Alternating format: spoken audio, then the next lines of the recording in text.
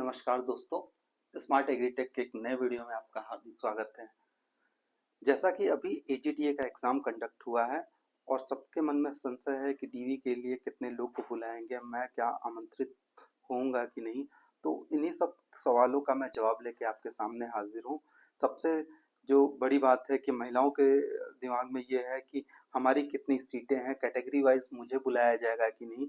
तो इन सारी चीज़ों को मैं आपके साथ में आज क्लियर करता चलूँगा, एक-एक छोटी-छोटी चीज़। तो वीडियो शुरू करने से पहले मैं ये बोलूँगा कि आपको एजीटीएस के रिलेटेड कुछ भी अपडेट चाहिए तो आप इस चैनल को सब्सक्राइब करिए। हम छोटी से छोटी अपडेट को कवर करने की कोशिश कर रहे हैं आजकल।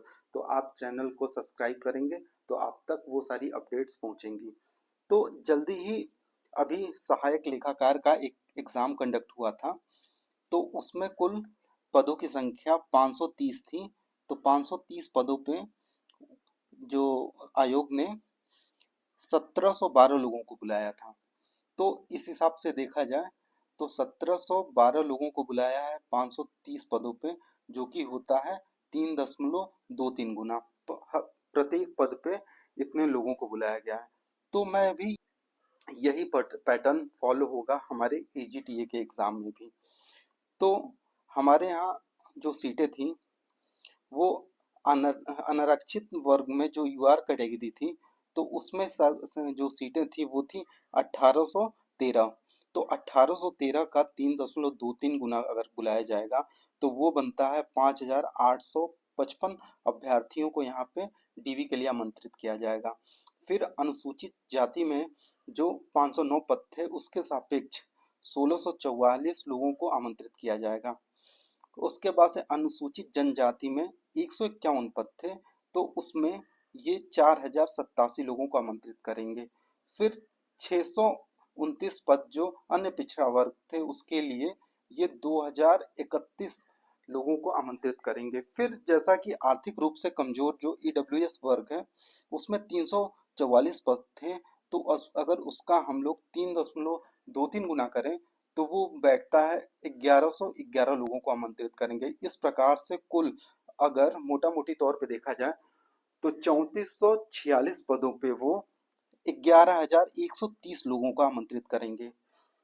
और जैसा कि महिलाओं के लिए 689 सीट पहले से रिजर्व हैं, तो महिलाओं के लिए भी अगर कैटेगरी वाइज सबका अगर मैं 20-20% लेता हूं तो ये 689 आप लोग यहाँ पे देख रहे होंगे, कुल पद की संख्या 689 आती है। अगर मैं कैटेगरी वाइज भी इसका 20% निकालता हूँ, सारी का 20-20%, इससे एकदम साफ क्लियर होता है कि महिलाओं के लिए 20% सीट फिक्स है। तो मेरे हिसाब से जो अनारक्षित वर्ग में महिलाएं हैं उनके लिए सीट फिक्स है 362, और अनारक्षित सीट के लिए ये लोग 1169 महिलाओं को बुलाएंगे। इसी प्रकार से अनुसूचित जाति में 101 महिलाओं के लिए सीट ये लोग फिक्स किए हैं और 326 महिलाओं को आमंत्रित करेंगे डीवी के लिए। फिर अनुसूचित जनजाति में 30 महिलाओं की सीट है जिसपे ये लोग 96 लोगों को आमंत्रित करेंगे। 125 जो सीटें हैं वो अन्य पिछड़ा वर्ग में महिलाओं के लिए आयोग ने निश्चित की हैं, जिसमें से ये लोग 403 महिलाओं को आमंत्रित करेंगे। इसी प्रकार से जो आर्थिक रूप से कमजोर ईडब्ल्यूएस की महिलाएं हैं 68, तो उस पे ये लोग 219 महिलाओं को आमंत्रित करेंगे। इस प्रकार से अगर देखा जाए तो 689 पदों पे ये लोग 2225 फीमेल कैंडिडेट्स को ये लोग आमंत्रित करेंगे। तो ये रही नॉर्मल बात। फिर हम लोग एक दूसरे जो चार्ट पे चलेंगे कि जो अलग अलग वर्ग हैं उसमें कितने लोगों को आमंत्रित किया जा सकता है।